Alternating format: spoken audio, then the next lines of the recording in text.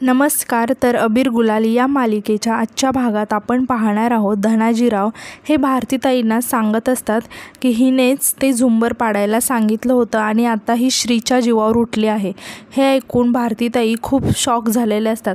मग शुभ्रा त्यांना समजवण्यासाठी त्यांच्या जवळ जाते की आई हे बघ मी काही केलं नाही असं म्हणून शुभ्रा भारतीताईंजवळ जाते. भारतीताई शुभ्राचं काही न ऐकून घेता तिच्या जोरात कानाखाली वाजवतात आणि तिला एकदम रागात म्हणतात, एक जरी शब्द तोंडातून काढलास ना तर खबरदार. हिम्मत कशी झाली ग तुझी? अगं ज्या वडिलांनी स्वतःच्या जीवापेक्षा जास्त तुझ्यावर प्रेम केलं ना त्यांच्याच जीवावर उठलीस तू. काहीच कसं नाही वाटलं ग? मग मन सगळं मेलं की काय तुझं? अगं रक्ताचे आई वडील नाही आहोत आम्ही. तुझं काय केलं नाही ग तुझ्यासाठी, पण पावलोपावली आमचा अपमान करत आलीस. मुकाट्याने सगळं सहन केलं का? तुझ्यावर प्रेम करत होतो आम्ही म्हणून. तुला सतत ओरडायचे मी, अडवायचे.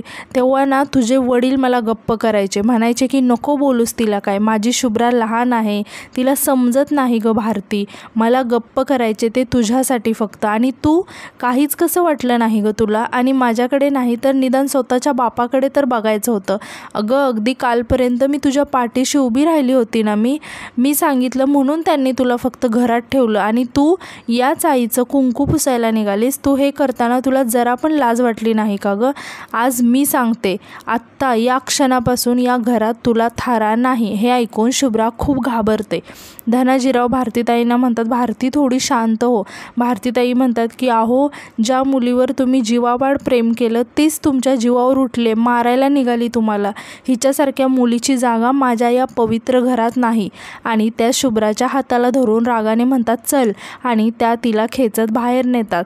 आता दुसरीकडे आपण पाहतो श्री ही अगस्त्याने सांगितल्यामुळे डोळे झाकून सरप्राईजची वाट बघत असते. तितक्यात अगस्त्य येतो आणि म्हणतो, मैत्रिणी मी 1 2 3 म्हटल्यानंतर तुला तुझे डोळे उघडायचे आहेत. मग अगस्त्य 3 पर्यंत काउंट करतो. मग श्री डोळे उघडते आणि म्हणते कुठे आहेत सरप्राईज? तर अगस्त्य म्हणतो की अगं मागे वळून तर बघ. मग श्री मागे वळून बघते तर अगस्त्य शेफचे कपडे घालून उभा असतो. मग अगस्त्य म्हणतो, शेफ अगस्त्य निंबाळकर. मग श्री म्हणते, भारी दिसायला लागलाय रे, थांब आपण एक फोटो काढूया. मग श्री त्याचा फोटो काढते. अगस्त्य तिला विचारतो की आपण सेल्फी घेऊ शकतो का? मग श्री त्याच्याकडे बघायला लागते. मग अगस्त्य श्रीला म्हणतो की आज छान दिसतोय ना मी, म्हणून म्हटलं. मग श्रीसुद्धा चालते म्हणून अगस्त्याबरोबर सेल्फीज काढते.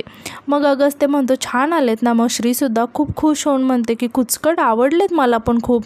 मग अगस्त्य खूप चिडतो आणि म्हणतो, काय कुचकट नाही, प्रत्येक वेळी तू वेगवेगळ्या नावाने का हाक मारतेस मला कळत नाही की प्रत्येक वेळी मी माझं खरं नाव विसरलोय. प्लीज हे थांबवशील का?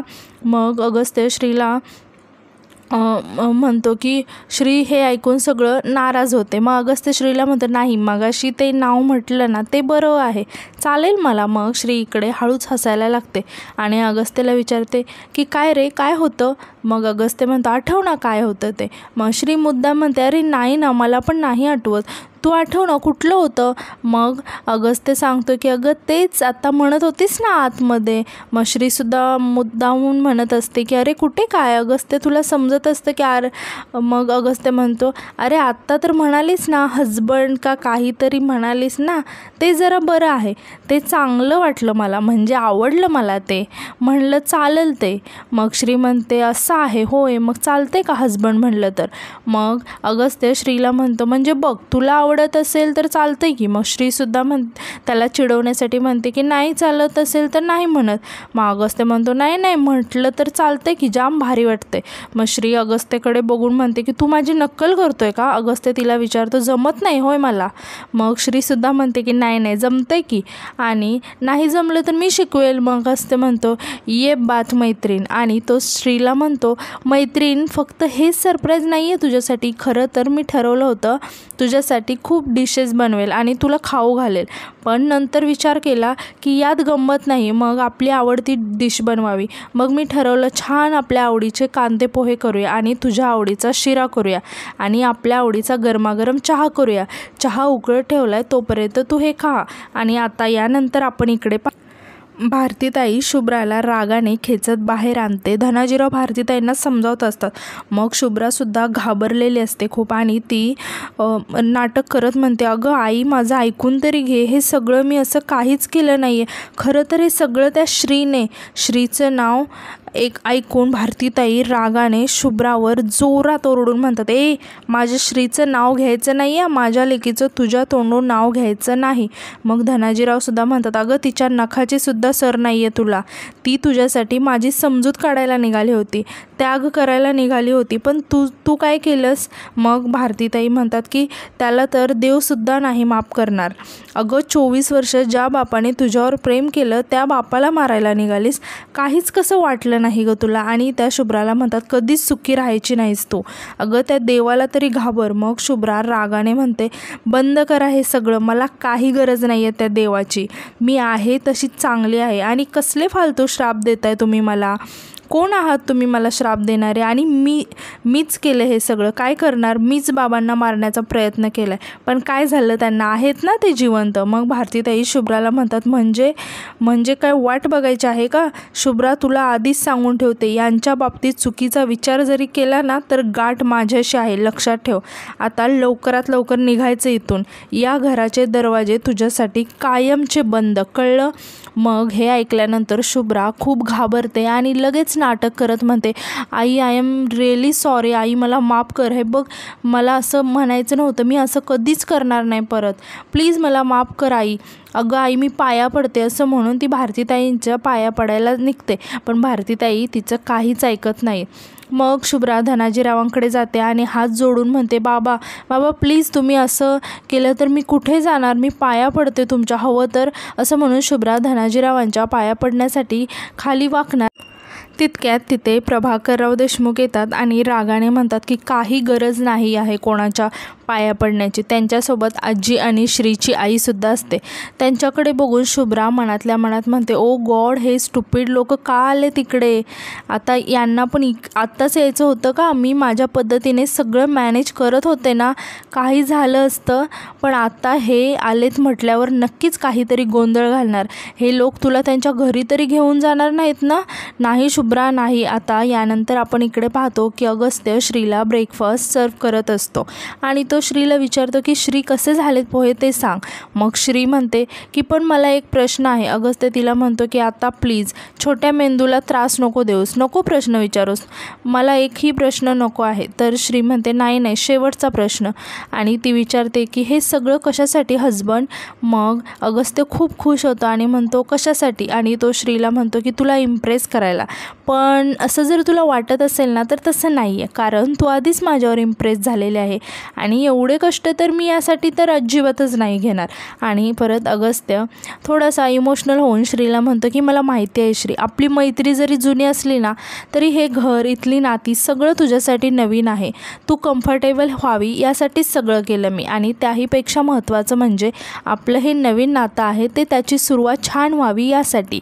आणि आत्ताच मगाशी म्हणालीस ना अगस्त्य निंबाळकर, या घरातली माझी पहिली सकाळ आहे, सो माझ्या मैत्रिणीची ही सकाळ, यासाठी अगस्त्याने केलेले हे प्रयत्न माप भारी वाटलं की नाही. So please. आणि श्री असं म्हणून तो श्रीला म्हणतो की तू नाही खाणार ना श्री. आणि मग तो स्वतःच्या हाताने श्रीला पोहे भरवतो, पण श्री विचारात पडलेले असते. आता यानंतर आपण इकडे पाहतो प्रभाकर देशमुख आतमध्ये येतात आणि शुभ्राला म्हणतात की तुझा सख्खा बाप अजून जिवंत आहे. प्रभाकर देशमुख यांची पोरगी आहेस तू, काय गरज नाही यांच्या पायावर झुकायचं. ते म्हणतात की यांना ना नवं आलं की जुन्याची किंमत नाही राहत. मला माहीत होतं हे लोक ना एक दिवस तुझ्याशी असंच वागणार आणि म्हणूनच मी इथे आलो. तुझी खूप काळजी वाटत होती पोरी, म्हणून आलो आणि बघतो तर काय, इथं तुझी किंमतच नाही आहे. आणि यात तुझी तर काय चूक म्हणा. पैशाचा माज आहे यांना माज, आणि असला माज असणाऱ्या लोकांना भाव, भावना, मन असलं काहीच कळत नाही. आणि एक ना एक दिवस ते त्यांची लायकी दाखवतात म्हणजे दाखवतात. आणि असल्या लायकी नसलेल्या लोकांसमोर तू झुकतेस. आणि ते शुभ्राला म्हणतात प्रभाकर देशमुख यांची मुलगी कशी पाहिजे, झुकणारी नाही झुकवणारी पाहिजे, वाघीण पाहिजे वाघीण. आणि ते परत शुभ्राला म्हणतात, या असल्या नरकात राहण्यापेक्षा आपल्या घरी जाऊया पोरी, नाही राहायचं आपल्याला इथे. आणि ते धनाजीरावांना म्हणतात, ओ धनाजी गायकवाड, जराही संपत्ती माज बाजूला ठेवा, एवढ्या सोन्यासारखी पोरगी दिली पदरात, लक्ष्मीचं रूप आहे, लक्ष्मीचं रूप, आणि तुम्ही तिला लाथाडताय, लय महागात पडेल तुम्हाला. धनाजीराव रागाने काही बोलायला जाणार तितक्यात भारती त्यांना थांबवते. मग धनाजीराव थोडेसे शांत होतात आणि प्रभाकर देशमुख जवळ जाऊन म्हणतात, लक्ष्मी तर दिली आम्हाला देवाने, पण या शुभ्राच्या रूपात नाही, माझ्या श्रीच्या रूपाने. आणि माझे सोन्यासारखी जी लेक आहे ना ती श्री आहे, श्री. आणि जिला तुम्ही सोनं म्हणताय ना ती पित्तळ आहे, पित्तळ. आता सगळं गोड वाटतं तुम्हाला, पण एक ना एक दिवस कळेलच. या तुमच्या पोरीला मी 24 वर्ष सांभाळलं, पण तिने शेवटी जे गुण उधळायचे ते उधळलेत. काय केले ते विचारा तिला. मग प्रभाकर देशमुख रागाने धनाजीरावांना म्हणतात, ए बस कर, माझी लेक ज्याच्या आयुष्यात जाईल ना त्याची भरभराट करेल, आणि तिला पित्तळ बोलायची हिंमतच कशी झाली तुझी. धनाजीराव म्हणतात की जे सत्य आहे ना तेच बोलतो, कुठलीच पोरगी आपल्या बापाच्या बाबतीत असं वागू शकत नाही. असं कृत्य केलं तुझ्या पोरीनं, आणि एवढा जर पुळका येत असेल ना तर जा घेऊन आपल्या लेकीला, इथं माझ्या घरात तमाशा नको आहे. मग प्रभाकर देशमुख धनाजीरावावरती जोरात ओरडतात. मग धनाजीरावसुद्धा ओरडून म्हणतात, ए बस, माझ्या घरात उभा आहेस हे विसरू नको. आता यानंतर आपण इकडे पाहतो, श्रीला विचार करताना बघून अगस्त्य म्हणतो, नाही आवडलं का तुला हे सगळं? नाही, माझ्या मैत्रिणीला बरं वाटावं म्हणून मी हे सगळं केलं होतं. पण असं म्हणून अगस्त्य थोडासा नाराज होतो. मग श्री अगस्त्यकडे बघून म्हणते, अरे अगस्त्य नाही मला. मग अगस्त्य म्हणतो की श्री काही हरकत नाही आहे, मी फोर्स नाही करणार तुला. मग श्री म्हणते की अरे तसं नाही आहे, सगळं आवडलं मला, तसं काही नाही आहे. मग श्री पोहे खाऊन बघते आणि थोडंसं थांबते. अगस्त्य म्हणतो की कशी आहे चव?